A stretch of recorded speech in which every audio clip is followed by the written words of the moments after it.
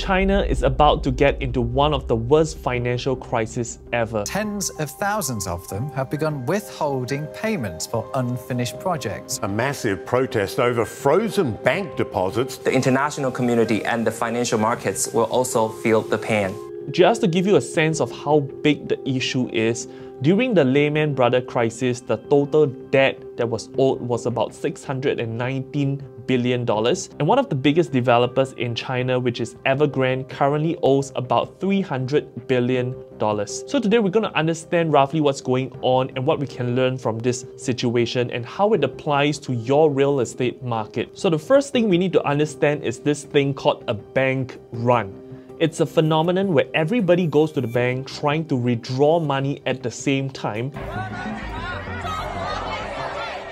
Social unrest has erupted in China after almost $6 billion worth of deposits froze up. But the bank doesn't have enough money for everybody to withdraw at the same time. So we also need to understand this concept called the fractional reserve banking, which means the bank at any given point of time is only required to keep 10% of their deposits in their reserves. So the remaining 90% of the money that people deposit into the bank, they can use it to lend it to other people to collect interest or whatever investment vehicle that is profitable for the bank. So think of it this way. 10 people go to the bank and deposit $1. So as of right now, the bank would have $10 on hand. But the bank is only required to keep $1 in the reserve just in case people want to withdraw their money. So assuming I go to the bank with a business proposal and the bank decides to lend me the $9. So on that $9, I would have to pay interest, and that interest is the bank's profit. And assuming I'm very bad at managing my business and my business is not doing well, and the 10 people who have deposited their $1 into the bank heard about my story and they start to panic.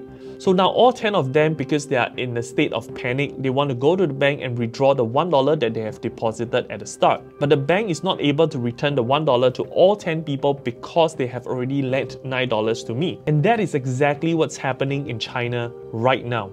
When developers in China wanted to acquire land to build properties, they took a loan from the bank. When they launched the condo and sold it to buyers, they started to collect deposits. So right now, with the money that they have collected from the banks and the buyers, they use this money to go buy the next plot of land to launch the next condo, instead of using that money to fund the construction. And as time goes by, it became a really big real estate Ponzi. And one of the things that contributed to this is because when buyers bought properties in China, upon completion of the paperwork, 100% of the funds was dispersed to the developers before they even started construction. And this is something that doesn't happen in Singapore because the government has set in place this system called the progressive payment. The bank only disperses the loan to the developers when they meet certain milestones.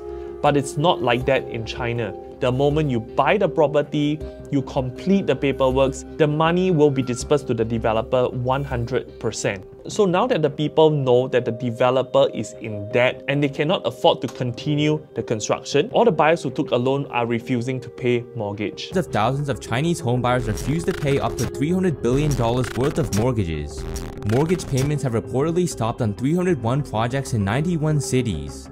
China is experiencing a repeat of the 2008 recession, but on a whole new level. So it's quite safe to say that right now in China, people are kind of losing faith in the financial system and the government. And if there's one thing I can leave with you today, above and beyond understanding the facts, is to understand one of the most important things for real estate to grow is political stability and transparency. And this is something that we have in Singapore and is very often overlooked. Regardless of however much returns on property you can buy in whichever country, if there is no political stability and transparency, anything can go south. So as the situation unfolds in China, I will be keeping you guys updated, so do not forget to subscribe to the channel. So I look forward to seeing you guys in the next video. Stay safe and stay prudent.